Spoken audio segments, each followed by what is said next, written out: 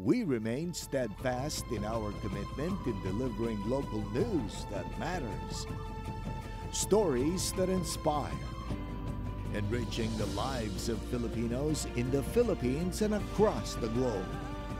This is your GMA Regional TV. Buong puso para sa Pilipino. Ito ang Mornings with GMA Regional TV.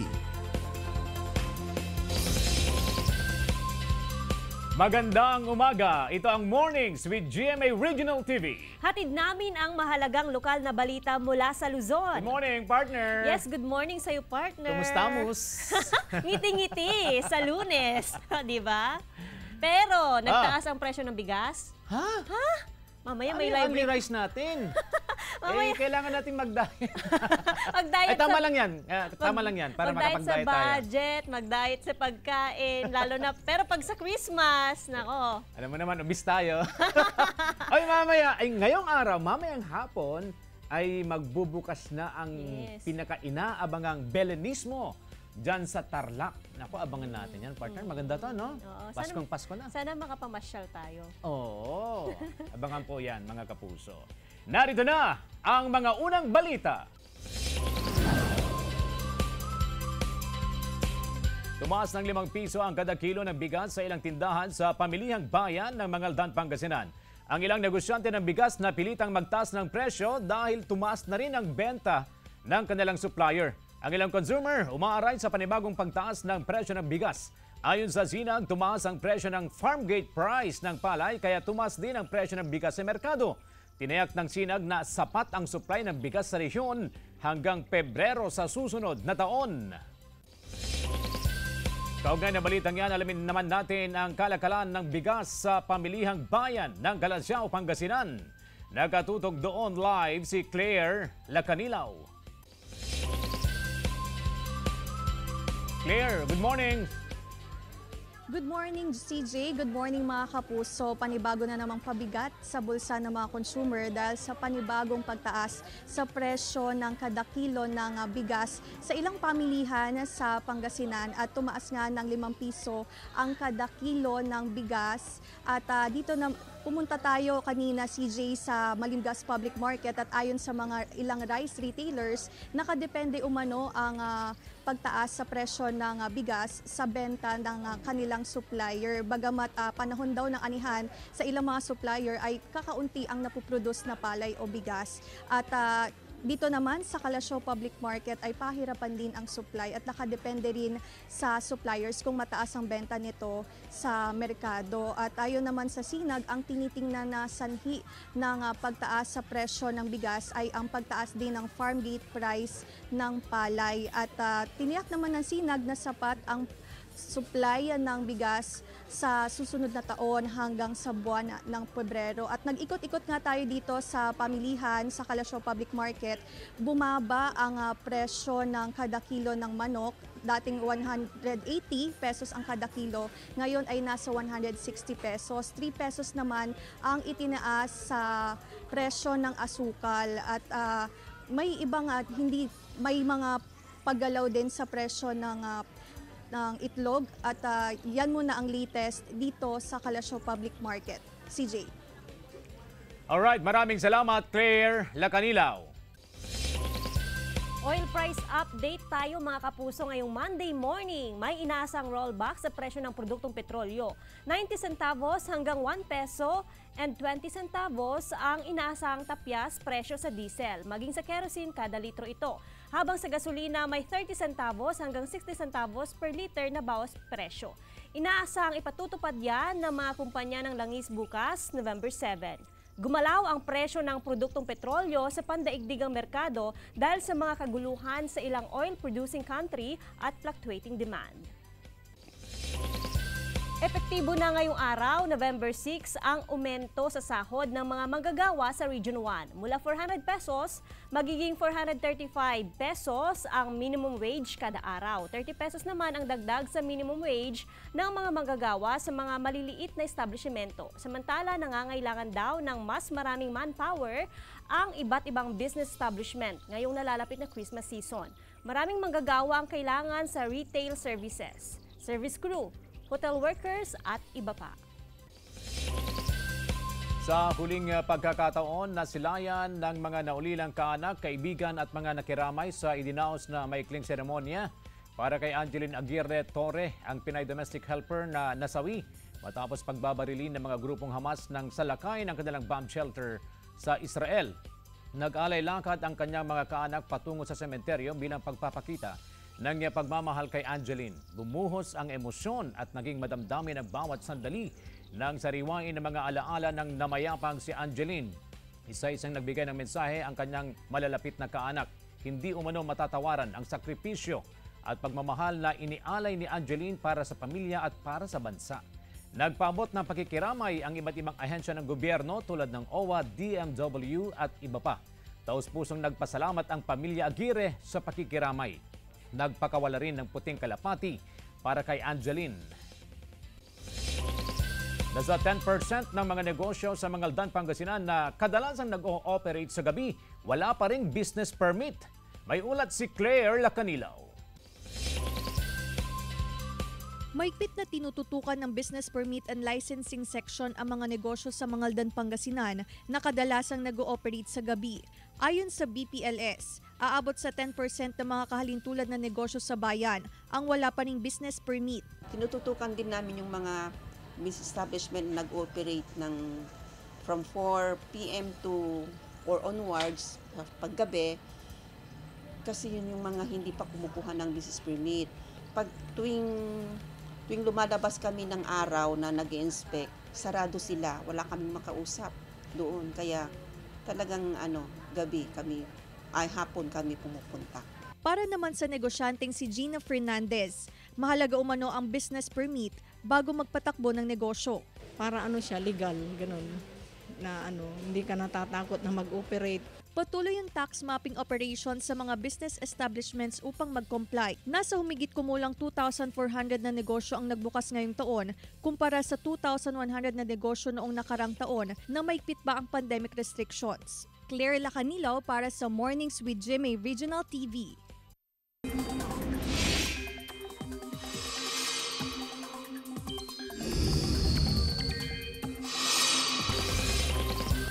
Magandang panahon, aasahan sa malaking bahagi ng Northern at Central Luzon ngayong umaga. Narito ang report. Mga kapuso, maayos na panahon ang may enjoy natin ngayong umaga. Ilang lugar lang sa Aurora ang posibleng ulanin base sa rainfall forecast ng Metro Weather. Pagsapit ng hapon, mataas na rin ang tsansa ng ulan sa ilang bahagi ng Northern at Central Luzon. Ayon sa Pag-asa, apektado ng hanging amihan ang mga nasa isla ng Batanes at Babuyan. Easterlies ang umiiral naman sa Palawan, Visayas at Mindanao. Habang makakaasa naman sa mga local thunderstorm ang nalalabing bahagi ng bansa. Chris Zuniga para sa Mornings with GMA Regional TV. Bentahan ng tupig sa Sarat, Ilocos Norte, bultuhan na habang papalapit ang Pasko. Ang detalye sa ulat ni Gab de Luna. Hindi nawawala sa salo-salo ng mga Ilocano ang tupig. Habang papalapit ang Pasko, nagkalat na ang mga nagbebenta ng tupig sa Ilocos Norte. Ang hilerang ito ng mga nabebenta ng tupig sa Sarat, bultuhan na ang orders na natatanggap, kaya't doble kayod din sila sa paggawa. Alas 5 ng umaga pa lang, nagsisiga na ng uling sinadayan. Wala rin silang tigil sa pagbabalot nito gamit ang dahon ng saging. Bagamat nakakangawit ang pagluto at paghalo, hindi raw sila nagsasawang gumawa ng tupig dahil pamana pa ng kanilang lola ang recipe nito. Malakasan po pag holiday season, lalo na pag December. Sakto din sa bakasyon ng mga nag-aaral, mga galing ibang bansa, gano'n. Sa halagang 100 pesos, may 10 piraso ka na ng tupig na pwedeng pasalubong, merienda o panghimagas. Tiyak na amoy pa lang, ramdam na ang diwa ng Pasko. Ito rin ako bumibili na yung sa mga friends ko na bumabalik abroad. At saka nagpapadala rin ako sa abroad kasi iba talaga ang lasa. Gab de Luna para sa Mornings with GMA Regional TV.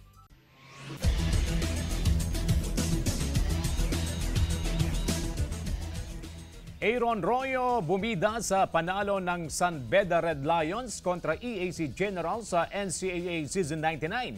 Tunghayan sa report. Itinanghal na player of the game si Aaron Royo matapos kumamada ng 13 points para bitbitin ang San Beda Red Lions laban sa EAC Generals sa Sunday game ng NCAA Season 99. Highlight din ng laro ang drive ni Jacob Cortez matapos lusutan ang dalawang defender. Wagi ang Red Lions ng 10 puntos kontra EAC Generals 81-71. Sa Game 2, lamang ang Letra Knights kontra LPU Pirates sa halftime 45-41. Pero pagpasok ng fourth quarter, kumamada ng crucial 3-pointer si Claude Cudanya para tapyasin sa 4 ang 14-point lead ng Knights. Pamatay sunog din ang mga tres ni JM Bravo ng LPU para sa kanilang behind-the-back win 85-79. Sa Martes, maghaharap ang Arellano Chiefs at Perpetual Altas at JRU Heavy Bombers laban sa Benil Blazers 2 p.m. live sa GTV.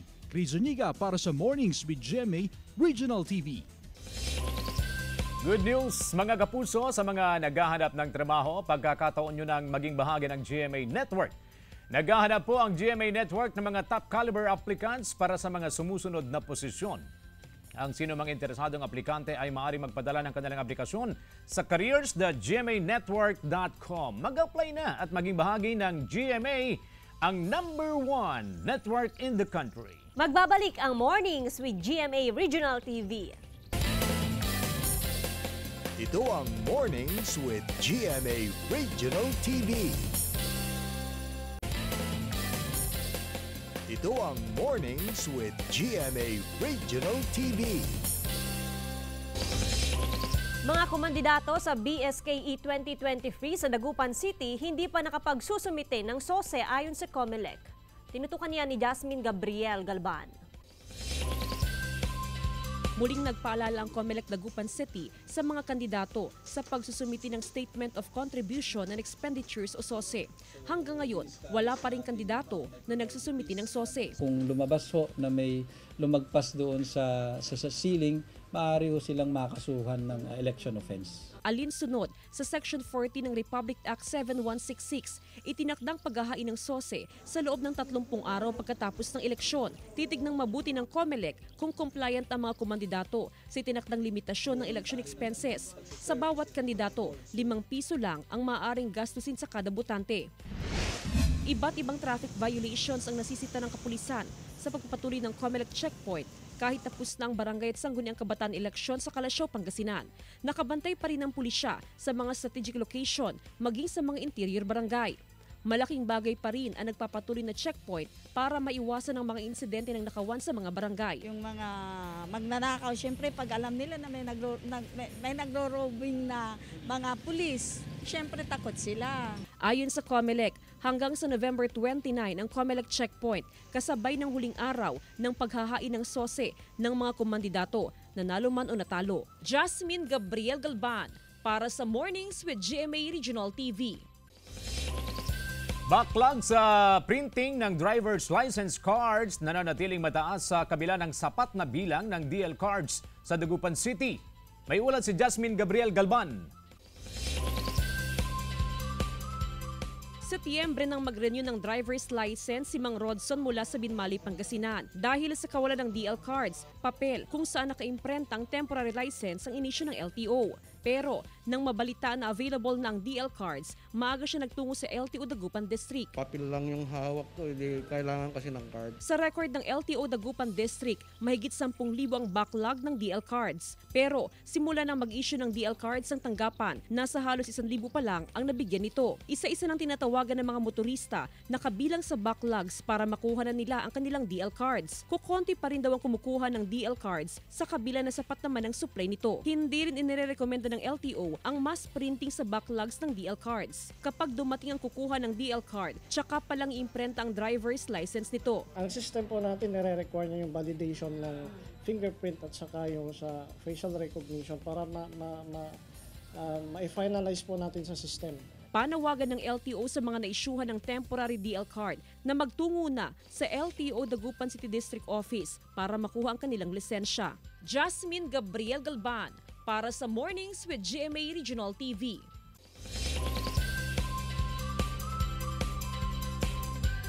Sea of Clouds sa makasaysayang Best Sang Pass sa Cervantes, Ilocos Sur, dinarayo ng mga turista. Tunghayan sa report ni Ivy Hernando. Sinong mag-aakala na sa napakaganda at payapang tanawin na ito, nasulat ang isang madugong kaganapan sa kasaysayan ng Pilipinas bago nakamit ang salitang payapa. Ito ang makasaysayang Besangpas ng Cervantes Ilocos Sur, ang lugar kung saan maraming Pilipino ang nagbuwis ng buhay para sa tinatamasa ngayong kalayaan. Taong 1945 nang magsimula ang gyera sa pagitan ng mga mananakop na Hapon at Pilipinong sundalo o gerilya kasama ang mga Amerikanong sundalo sa Besangpas. Yung Besangpas parang binuksan ma'am sa Tagalog ganun or binumba nila yan para makapunta ka doon sa kabilang bundok. Mula sa Bitalag, Tagudin, Ilocos Sur, unti-unting ipinanalo ng mga Pilipino at Amerikano ang laban sa Cervantes. Tapos nung natalo si Tomoyuki Yamashita, tumakbo si Tomoyuki Yamashita doon sa Kiangan, Ifugao noong September 2. Isang monumento ang itinayo sa lugar bilang pagpupugay sa 3,400 na kataong nagbuwis buhay para sa kalayaan. Nasa 1,500 meters above sea level ang taas ng Besangpas, kaya naman buong taon na malamig ang panahon dito, lalo na sa buwan ng Pebrero. Ang Cervantes ay nasa boundary ng Ilocos Sur at lalawigan ng Mountain Province. Ivy Hernando para sa Mornings with GMA Regional TV. Pagbubukas ng Belenismo 2023 sa Tarlac, tunghayan sa live report ni Jasmine Gabriel Galban. Jasmine.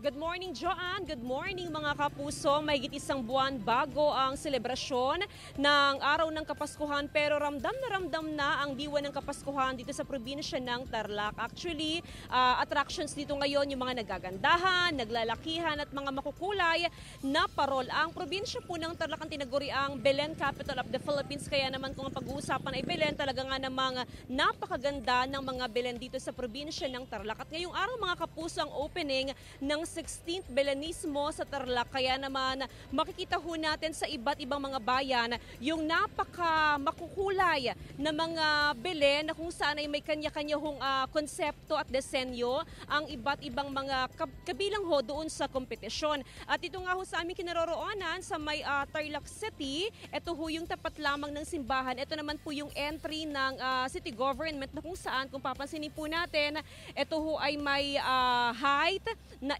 8.8 at meron po na lapad naman na nasa 8 meters. At kung papansinin po natin, talagang napakamakulay. May combination ng kulay blue, green, yellow, at syempre meron din pong kulay ng gray. Pero syempre ang highlights po dyan ay ang Holy Family na nasa gitna. Ito po yung kanilang konsepto dito ho sa may Tarlac City na matatagpuan lamang po yan sa harap ng simbahan. And syempre mga kapuso, aside ho sa Belen ng Tarlac City ay makikita rin ho natin yung iba't ibang Belen sa iba't ibang mga bayan. Actually mga kapuso, isa ho sa highlights ng Belenismo, syempre yung AFP Belen na kung saan dyan gaganapin mamaya yung programa ng opening na kung saan makikita ho natin doon sa Belen ng AFP yung konsepto ho nila, nagawa ho yan sa Bimbo sa may Kawayan. At syempre mga kapuso, Instagrammable, picture perfect at napakaganda ho magpa-picture doon at bisitahin tuwing gabi para makita at masilayan yung mga nagagandahan at makukulay na mga pailaw. Kaya naman mga kapuso, sama-sama ho tayo dito sa opening ng 16th Belenismo sa probinsya ng Tarlac. Joanne. Maraming salamat, Jasmine Gabriel Galban. Ito ang Mornings with GMA Regional TV.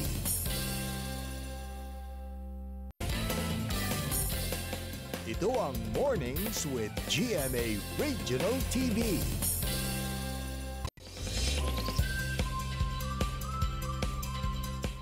Pitong katao ang nasawi sa Northwestern Europe matapos manalasa ang Storm Kiran.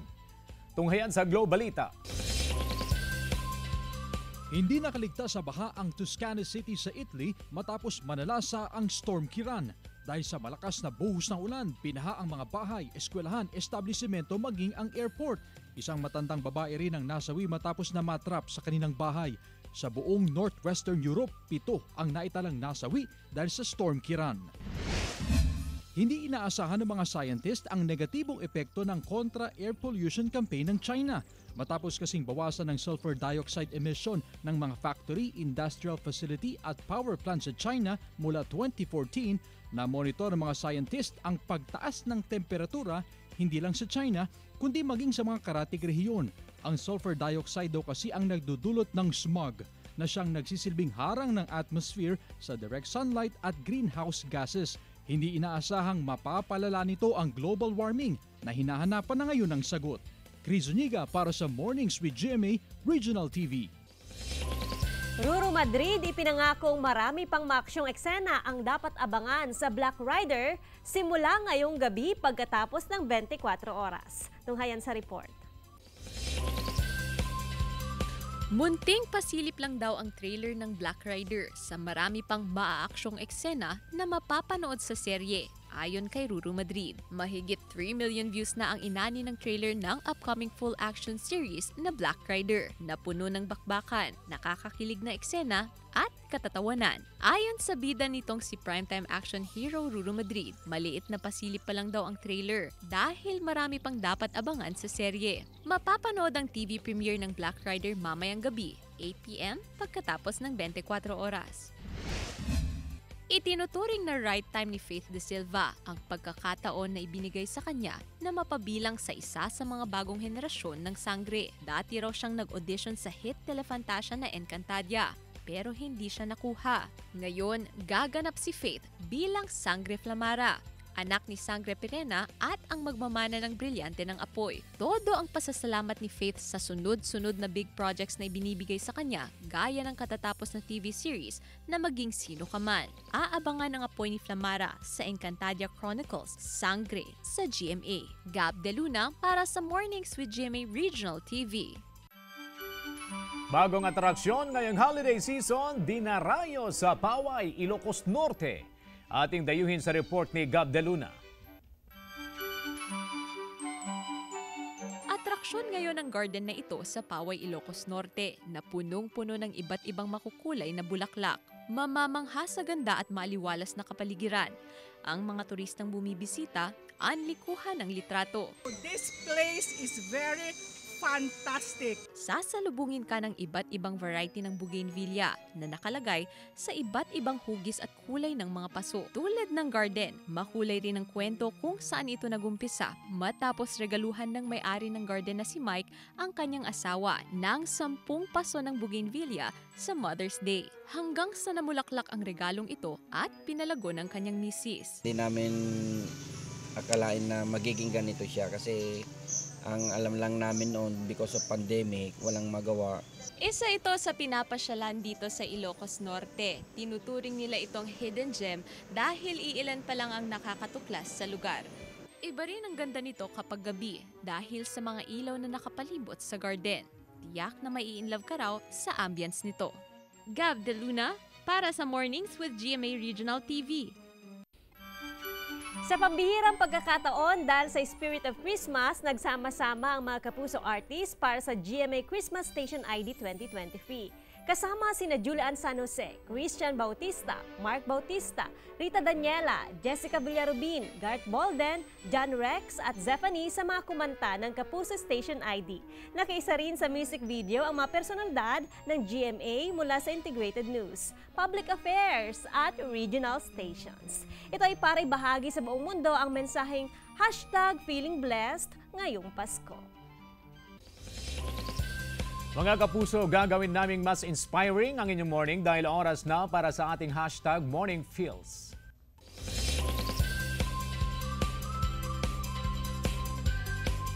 When you focus on being a blessing, God makes sure that you are always blessed in abundance. By Joel Austin, an American pastor and televangelist. #FeelingBlessed. Paano ba yun? Feeling blessed? Yan ba yan? Nakalimutan ko na. Diba? Ay, nakita kita dun. Ako rin! At sa Christmas Station ID natin. Oo, tapos yung ibang regions din, nakijoin sila, diba? Nakita ko rin yung sarili ko dun. Oo, artista ka na. Feeling blessed. Feeling blessed. Dapat feeling blessed tayo every day. Oy, mamayang hapon, ulitin natin. doon sa Tarlac, Oo. Belen, capital of the Philippines. Ayan. Belenismo 2023. Abangan po yan sa 1 North Central Luzon mamayang alas 5:10 ng hapon. Ayan, magandang Abangan yan. Puntahan, pasyalan, Instagrammable, sabi nga ni Jasmine. picture perfect. Picture sabi ni perfect. Jasmine. Mga kapuso, 49 days na lang, Pasko na. Maraming salamat mga kapuso sa pagtutok sa Mornings with GMA Regional TV. Samahan nyo kami mula Lunes hanggang Biyernes. Ako po si Joan Punsoy. Maaaring mapanood ang ating episode sa www.gmaregionaltv.com at mag-subscribe sa official YouTube channel ng GMA Regional TV. Ako po si CJ Torida, buong puwersa para sa mas malaking misyon at mas malawak na paglilingkod sa bayan.